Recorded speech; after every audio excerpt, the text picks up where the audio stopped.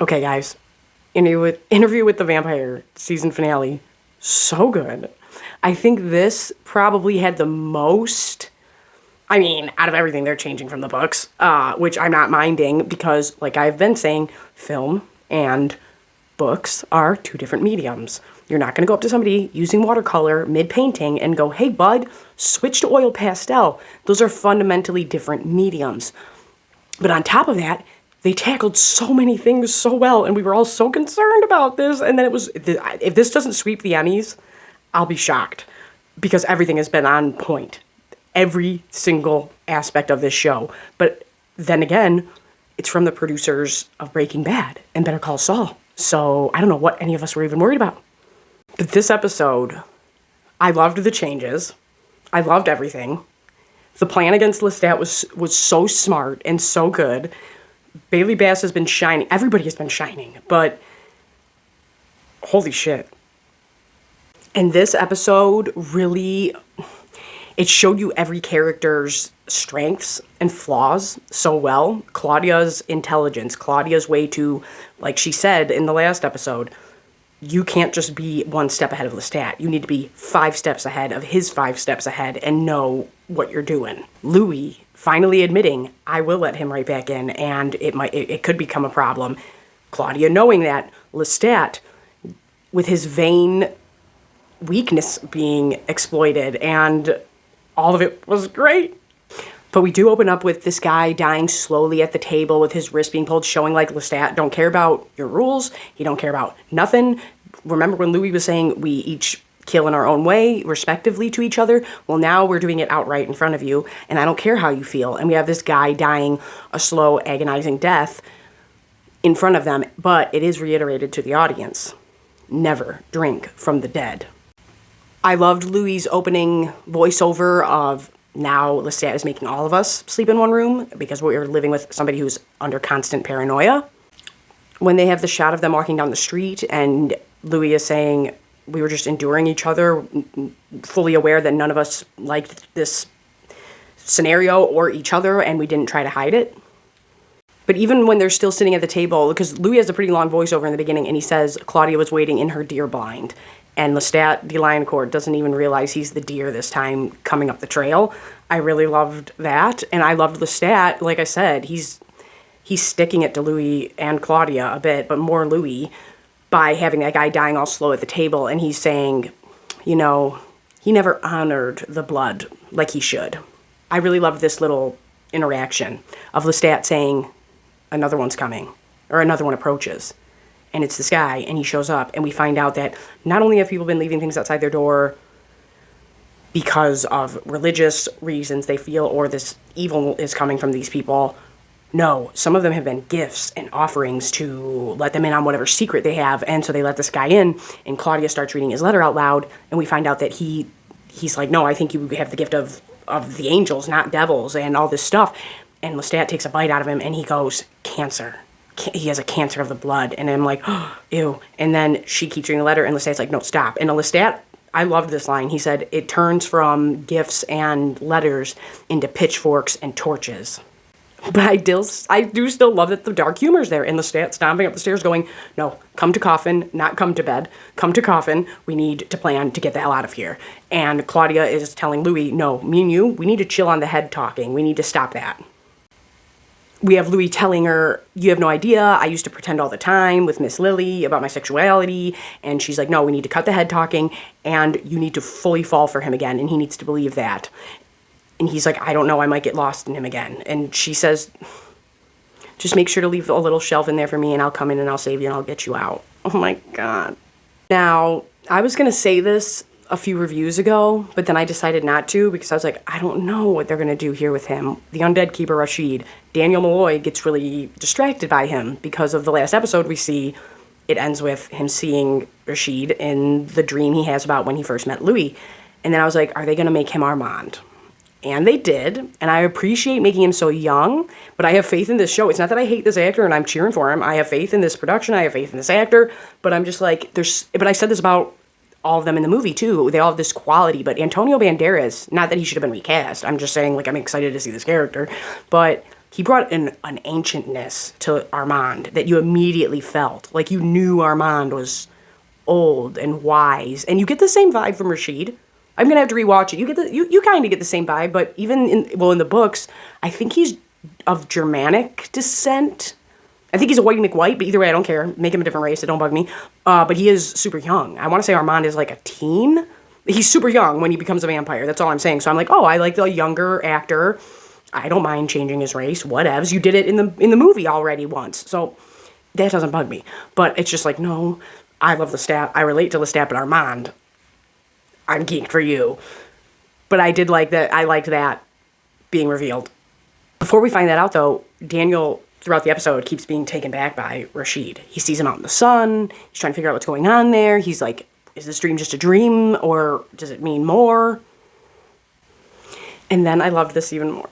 We get home, and Louis is still doing Christmas. We love the holidays here at Motor City Nerds. Louis still keeps like this tradition of putting up a Christmas tree with the family, but here's where I really got geeked, was when Lestat was playing Bach, and I was like, I love it. And then Claudia comes in, and I love this even more, because the whole time she's playing him, you know? But it's like, oh, so smart, so smart, so smart. But she's like, Bach. And he's like, Bach you are beneath Bach. He says something along those lines to Claudia. And she's like, oh, yeah. And she does, like, the master thing with him, which I'm loving her.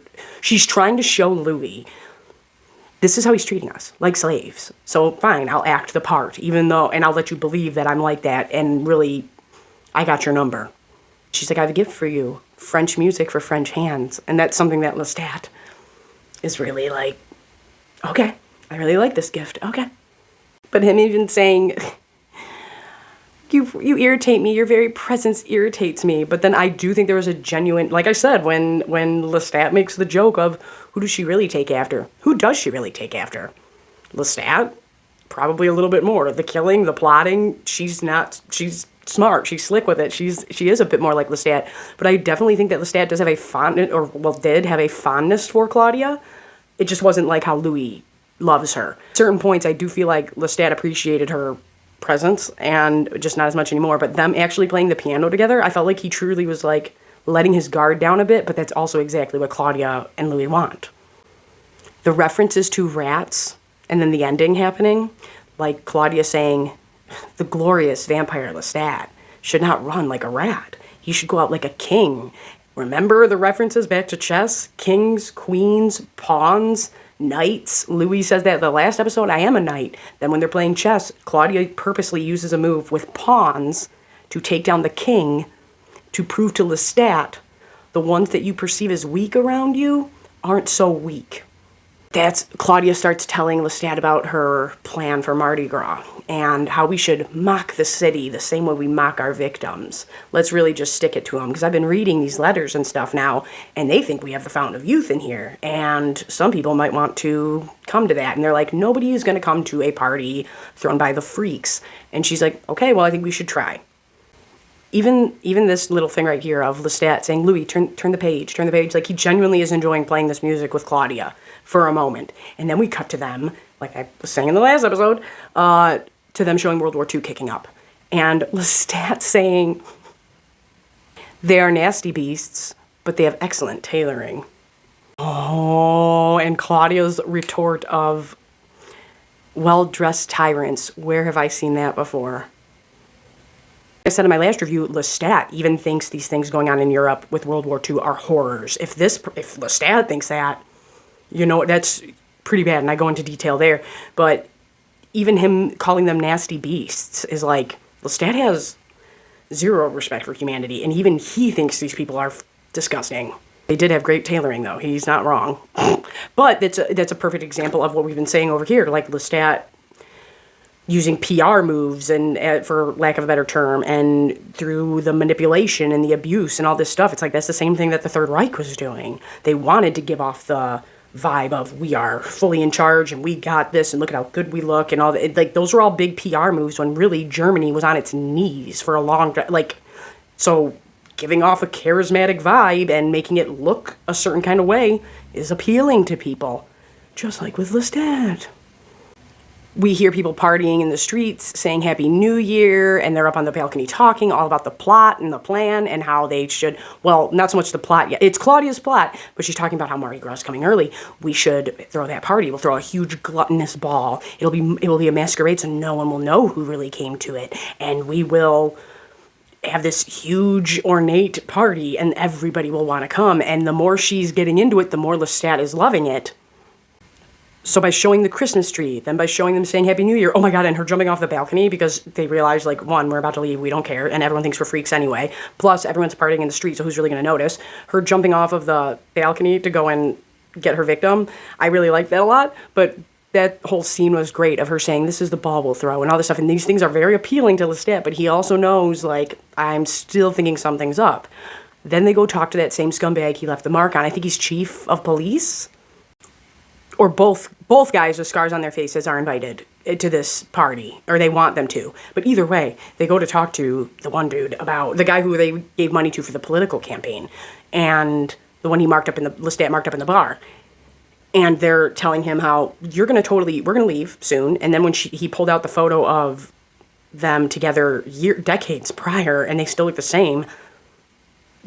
She shows it to Claudia like that's supposed to mean something, and she's like, yep, whatever. And then we find out that one of his shipping boats was taken down by a torpedo because of the conflict going on with World War II. So they offer to bribe him with a boat. Now, at first, we get all this backstory of these are planned years ahead of time. It's always a native that gets to be, if I pronounce this correctly, I think it's spelled Rex, but it's the king of Mardi Gras. The Roush, is that what it is? Something along those lines? But that's the big thing Lestat wants. Lestat wants to come in and be the king of Mardi Gras. And they're like, Louis, you know this. He's a native. Lestat's not. You get how this goes. We've been planning it for years. But then once the bribes go through, they are all on board. All the vendors are on board. Everybody's on board with everything. Lestat also brings up the fact that we should starve ourselves leading up to this gluttonous, fit-for-a-king feast we're going to have. So they're planning their escape. Claudia says it'll be chaos in the streets already. It'll be an easy thing to do. They got everything lined up, the boats, everything to get away after they pull this maneuver. I really did love when the politician said, where do you meet the devil and what is the agreement? By the time all the word gets out, getting an invite to this party is as good as gold, Louis is saying. Like, it's a big thing. Everybody's talking about it. They're going to go up to the most gluttonous, worst people they can and offer them immortality. And they're going to pin them with a boutonniere. And those are the ones that are going to get invited back after this party. Okay. And some of the best lines in the inner monologues have happened in this episode, including things from the book, which I loved. But when Louis is talking about, right after Claudia goes to the store and gets the arsenic and the laudanum and everything, when Louis says she could taste her escape just as strongly as the fire the king of Mardi Gras and the king of vampires had for his party. Oh my God, let's just get right into it. Lestat coming in on his float and holding the baby up. Now, you guys have to remember that Mardi Gras, or Fat Tuesday, is a day of gluttony because it's supposed to be the kickoff to, oh my God, my Catholic side just to Lent. And normally I'm on top of my Catholicism over here. Big Irish Catholic family growing up over here. But I was like, oh my God, Lestat, you're going real far with it. Because like I said, it's a day of gluttony because it's the 40 days and 40 nights Jesus went through the desert after that. And that's Lent. That's when you give something up. So you're super gluttonous on Fat Tuesday, a.k.a. Mardi Gras. So it still is connected to religion. And to have him come in on his float, so awesome, so over the top, and then take the bite out of the baby. I was like, oh my God, Lestat. I love it. But then that made like certain members of city council or whoever not want to come to their masquerade party. But who knows, because everybody's wearing masks. Louis calls their party an assault on the senses. And I loved all of this. So we have the people that have met them before, but they've gotten older, but they haven't. Also, if Jacob Anderson doesn't get like a makeup deal out of this, everybody was rocking makeup well. But like, that eyeshadow looked good on him. And I'm just saying, like, makeup people, you might want to jump on sponsoring or giving him a sponsorship because he looked so fabulous. He looked so great. Not that Sam Reed didn't. I'm just saying Jacob Anderson was looking good. Throughout the party, we have Louis and Claudia going their separate ways and giving out the boutonnieres. And then that ass who was giving them flack about throwing the party finally does drop. Like, we haven't had just a straight up slur dropped since I think episode 1 with the N-word, right? And that's gross. And then we have the F slur dropped towards queer people. And I'm like, oh, kill this man right here, Louis. Let it overtake you. Kill all of these people. I hate them. But I do think Louis, when he says that to Louis, he's like, oh, is that another trick you and your satanic F-slur trio can do? How could you hear me over the band? Like, how did you know I said something? And Louis like, yeah, okay, we're done here. But, yeah. So this guy, I think the fact that he knows something's up. 2, after that little encounter, he's like, yeah, sure, I'm going to take him up on that because he still wants power nonetheless. We have Lestat being fabulous, walking through the party, everybody loving him. Oh, and then we have Claudia bringing the twins to Lestat because she knows how he is. Now, if you know, like, the book and the movie, I loved them not using them. Because they built the tension so well. From this tension was built up for so many different situations, but never stopped building until the very end. You feel me? Like, the party stuff. Tension, tension, tension, tension, but for different reasons. After the party stuff, tension, tension, tension, but for different reasons. And that was excellent. So Lestat meets the twins. And what are their names? Because it wouldn't be... If you've noticed, we have Paul, who's a big name in the Bible, which was Louis' brother. And then we have Matthew and John or something like that. And he says, like, where's Luke and... whatever, and he makes the Bible joke, and I like that from Lestat, that he still has his roots. He's like, oh, where are they? And I really like that. But then he turns around, and Lestat and Louis look into each other's eyes across the room, and it's like, oh my gosh. And Louis says, I was falling fully into him again. She was right. I was fully consumed with Lestat. And I really loved that shot, and I loved when Louis and Lestat are on the balcony smoking, and Lestat has a bit of a moment of weakness. And Louis already stated in the episode, like, the hunger was a problem. That was causing issues. I was cloudy-minded because of us starving ourselves. And Lestat, I think for the first time, was being fully vulnerable. And the way he was talking about New Orleans and having to leave with the water and the dew and how it was all built by the wilderness around it, all these alive things. And he was, like, desperately alive, just like Lestat wanted to be desperately alive. But not just that. Not just that. I think he was also talking about his love for Louis. And Louis as a person. And why he loves him so much and cares about him so much is this respect for life and caring that he has. I thought there was a lot more into what he was saying about New Orleans than just it being New Orleans. And when Louis doesn't respond and he just says, I'm ready when you are, Lestat gets emotional and you see the tears in his eyes and he's like, oh, okay, yeah, let's go. The hunger's just getting to me too. But I really loved that, the whole party scene. But then they said, and I loved them saying this, I love them going, okay, one last dance. And so they know they can be open now and because they're about to leave. And when Louis, with the voiceover, says, of all the grim, terrible, horrible things that went on that night, they wrote in the papers as if what happened on that dance floor was the worst of it all. Super sad. Super gross. I don't like that. The entire dancing scene was so beautiful, though. And it wasn't like one was leading the other. It was as if they were just equals together in this dance. You know what I mean? Like, there's always somebody leading or guiding in a dance. It is what it is.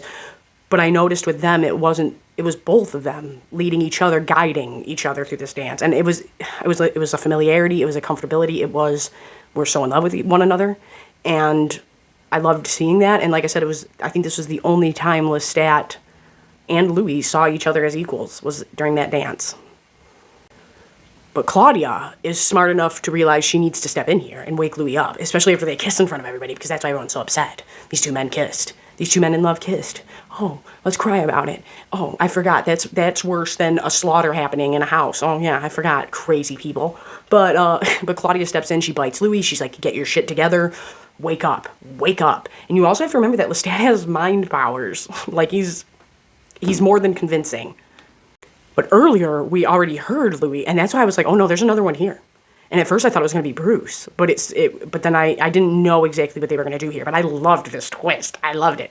Earlier in the episode, we hear Louis hear someone talk about dogs, calling them dogs in his head, and he's like, "That's not Claudia. Who is that? Somebody else is here." You're like, "What? That's weird. Maybe it's just the hunger." Not just the hunger. So we get back to the house. We get back to the house. It's very cult-like. They're all in their white, and they're telling them, in these bowls in front of you is the Philosopher's Stone, the elixir of life. Whatever you've heard about it as in history or in myth is in front of you in this bowl. And we have the one guy being disrespectful to Lestat, where Lestat's almost like Hannibal, well, very similar to Hannibal Lecter, where it's like, no, being polite is a important trait to have to them. And yeah, so when this guy's cutting him off, going like, I'm drunk, Lestat, can you get on with it? And then he's like, yeah, sure, whatever. Lestat wasn't happy about that. And they open up the bowls and they're empty. And Lestat's like, well, you're about to find out. And then the attack goes down. And the whole time, we think that Claudia has drugged one of the twins. And then we end up being wrong, and I loved that. But even before that, when they all say their ages, and I love when Lestat said, I'll be 180 this coming November, but I love them saying their ages out loud in the years they were essentially born and the years they died, and I loved that. But man, we have this slaughter going down all around this house, and it's great, and I loved it. But the whole time we're thinking, oh yeah, the twins, and they're all going in. Louis rips a jaw off. Claudia's going wild, but that slowed down shot of them coming around the corner covered in blood, iconic. That was iconic. That was sick. That was awesome. And I just loved it. This whole slaughter all around, and then showing the shot from the outside on the street and nobody caring because it's Mardi Gras. Nobody can hear it and nobody can see it. Oh my gosh. But then we start getting the shots.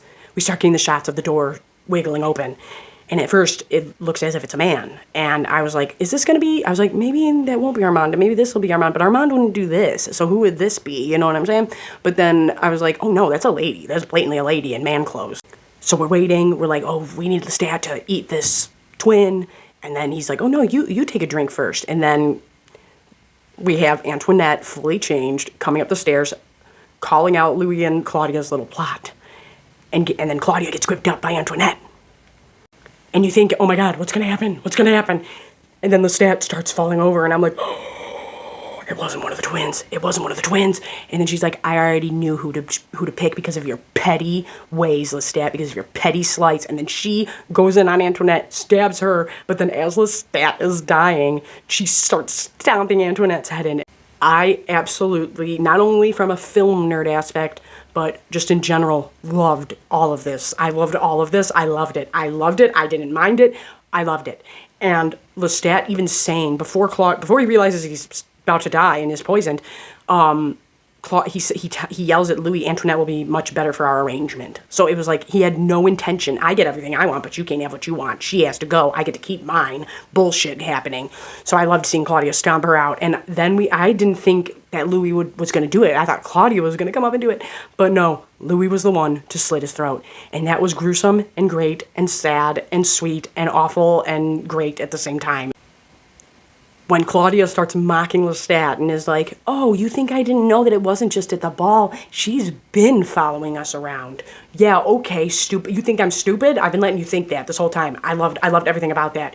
And then we have Louis, with Daniel Malloy. When we see Claudia use Lestat's own blood to write his last words, like the other victims she's had, amazing. But then Daniel Malloy starts yelling at Louis like, you don't get it. This is the type of shit, you removing pages, you omitting information, is the type of shit that's going to make me and others not believe you. And I'm not going to do this book. And I'm fully aware that you can kill me. And the whole time Louis is trying to calm down and all this stuff, because Daniel Malloy starts going in. And he's like, you know what you did. He ain't dead. And you know it. You know it. You chose him over Claudia again. And she's gone now because of you. We get shots of Louis and Claudia cleaning up their mess for the last time, and that's while we're going back and forth between present day and back then, and they're hand-holding in front of the incinerator while Antoinette was screaming was great, and then it calls back to Louis and his sister having to let hands go. These two don't have to let go. But once again, nobody could get rid of Lestat. Daniel starts calling them out for that. You had no problem throwing Antoinette in there. You had no problem throwing others in there, but you couldn't throw Lestat in there. And Louis starts to lie, and we see that he's lying to Daniel, but in the memories, we're seeing the truth, where Claudia's like, burn this bastard. Burn him, let him go out in the sun. I don't care. But Louis puts him in his coffin like a jackass and throws him out to a dump. And I love Daniel Malloy. And like I said, the whole time, Louis is getting more and more worked up. He's getting more and more anxious and pissed off. And he has to go to his calming down room and stick his feet in the rocks and all this shit he's trying to do to calm down. And Daniel's not letting up, though. He's like, you think I give a shit? My family don't talk to me. what do I got? Some money to leave over and some suffering to do. You think I give a shit? Take me out. And I'm very interested to see what they do with that, because now I'm like, maybe Louis sees something in Daniel that's like, this should endure and live forever. But we will see where that goes. But I think it's very interesting how they've been handling the Daniel dynamic. But he's fully aware, like, you could kill me right here, and I don't care. Like, I don't care. If you're not going to be honest with me, I'm not going to do this shit again, Louis. And I love that back and forth and working him up. But then we get the shot of, well, he starts yelling about the dump. And he's like, you know what's in the dump. Rats, big giant rats, this and that. And then we see Lestat snatching rats out, and he's like, because you put locks on the insides of the coffin, you know he's not out yet. And if you know the story, you know Lestat ain't down and out yet. But I love that whole back and forth. I loved how angry he was getting. And then we see Rashid. And this was an awesome shot of showing Daniel Malloy and then showing Rashid start to rise up. And I was like, oh, okay, who are you? And then he says, I won't be there to save you this time. I won't be there to save you like I was last time. And then they go in to tell him how last time Rashid, or Armand, stepped in and stopped Louis from killing him the last time they did this little interview stuff. So he wasn't going to do that this time. And he's rising up to get a book out of the shelves, and he drops it at Daniel's feet. He doesn't hand it to him. He drops it at his feet like, bitch, open that up. Check that out. And he's like, yada, yada, yada. This is, and you start to see all these old myths, legends, texts, book covers, and Armand's like, that's me. That's me. I'm the one they're talking about in all this shit. And I really liked that a lot. But then Daniel's like, I saw you in the sun. And he said, what is a star to a 514-year-old vampire? And he's like, the older we get, the less effect it has on us. And I don't really know how I felt about that, but didn't really mind it. Oh my God. But even Daniel saying to him, you're still Louis the pimp, paying a whore, me, Daniel, to listen to you talk, to vent to make you feel better. Cut the shit and be honest for once. But oh my God. When Louis holds his hand and says, and that's the title of Armand's book, Vampire Armand, when he says to Daniel, he says, Daniel Malloy, with respect, I would like you to meet the love of my life, the vampire Armand. And I'm like, oh my God. I like it. And then it ends. And then we get part 1 pop up. And I was like, oh, I'm so excited. I'm so excited for part 2, but I hope they don't do no 2-year shit on us. But I'm going to do another video just like talking about this stuff so we can all just go nutso. But yeah, no, if this doesn't sweep the Emmys, bullshit. At least in acting, this should sweep the Emmys. Super, super, super glad that the Mayfair Witches is coming so soon. And I'm like halfway through the first book with that, so I'm real geeked. But I'm so glad that they did it like this. So we have it ending in November, we get a month off, and then we're going to go into the Mayfair Witches on like January 8th, I think. So I'm super stoked. The Anne Riceverse, it's going down. There was just so much going on in this that I'm like, I know I didn't hit the things I wanted to talk about. So I'm like, maybe we'll just do a Lestat video, and then maybe we'll just do a Claudia video, and then maybe we'll just do a Louis video. I don't know. I don't know how we're going to do it. We're definitely not done talking about Interview with a Vampire, that's for sure. But I'm Abby with Motor City Nerds. Like, share, comment, subscribe. This is the best show on TV. Catch up. If you haven't watched this, catch up.